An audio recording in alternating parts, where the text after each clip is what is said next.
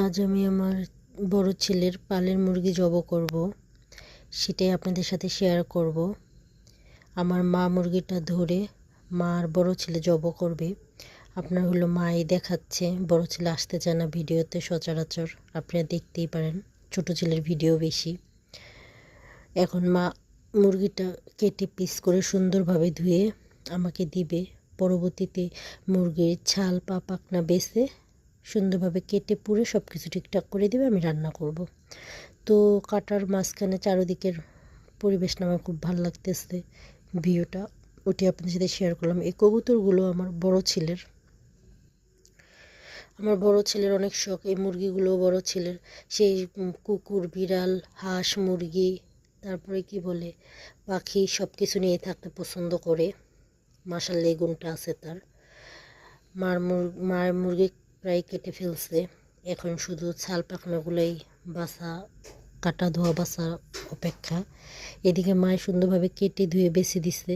আমি রান্না করব, রান্না করার জন্য যা যা লাগবে সবই নিয়েছি, দেখেন আপনারা দেখতেই পাচ্ছেন।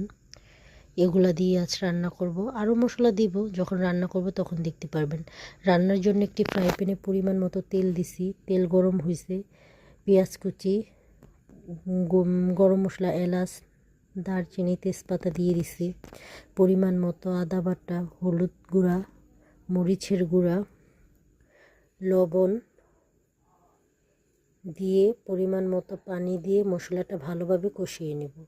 লবণ দিয়েছি, এখন দিব শুকনো মরিচ, গরম মশলা, এলাচ, দারচিনি এগুলা বাটা। এরপরে সামান্য পরিমাণ পানি দিয়ে মশলাটা কষাবো। তার মাঝখানে আমি ভুলে গেছিলাম জিরা বাটাটা দিতে, এখন কাঁচা জিরা বাটাটাও দিয়ে দিব, দিয়ে ভালোভাবে মশলাটা কষাবো। কষানো হয়ে আসলে আগে থেকে কেটে ধুয়ে রাখা মুরগিটা দিয়ে দিব। দেখেন মশলাটা সুন্দর কষানো হয়েছে, এখন মুরগির মাংস কাটাটা দিয়ে দিচ্ছি, সুন্দরভাবে রান্না করব। এই মুরগিটা হচ্ছে শক্ত মুরগি, খেতে পুরো দেশি মুরগির মতো লেগেছে আর কি। মাংস প্রায় কষানো হয়ে আসতেছে, আমি কোনো পানি দিব না, ঢেকে দিব। ঢাকনা তুলে দেখি অনেক পানি উঠে গেছে মুরগির মাংসের গায়ে থেকে, দেখতেই পাচ্ছেন কতটা পানি উঠেছে। এখানে কষানো প্রায় অনেকটা হয়ে আসছে। এখন আলু দিয়ে আর একটু ভালোভাবে কষাবো, তারপর পরিমাণ মতো পানি দিব, পানি দিয়ে সিদ্ধ হওয়ার জন্য, ঝোলের জন্য পরিমাণ মতো পানি দিয়ে তারপর ঢেকে রান্না করব।